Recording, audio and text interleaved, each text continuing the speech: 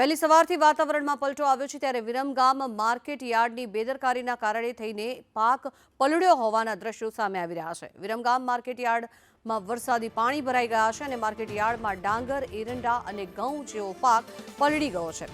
20,000 મણ ડાંગર અને 50,000 મણ એરંડા પલળી ગયા છે ત્યારે 2,000 મણ ઘઉં સહિતનો પાક પણ માર્કેટ યાર્ડમાં પલળ્યો હોવાના કારણે થઈને જગતના તાતને ભારે આર્થિક નુકસાન ભોગવવાનો વારો આવ્યો છે। આ દ્રશ્યો જે આપ જોઈ રહ્યા છો વિરમગામ માર્કેટ યાર્ડના દ્રશ્યો છે કે જ્યાં વરસાદી પાણી ભરાઈ જતા નુકસાન થયું છે।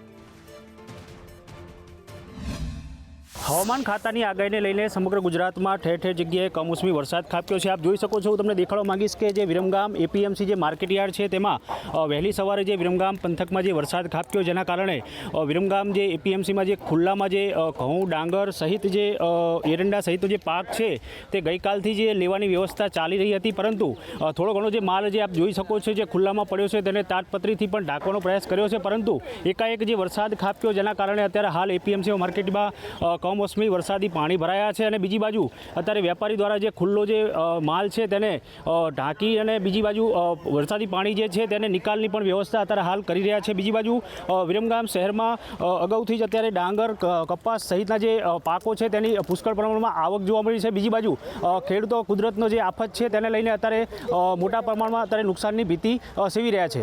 પિયુષ ગજ્જર, સંદેશ ન્યૂઝ, વિરમગામ।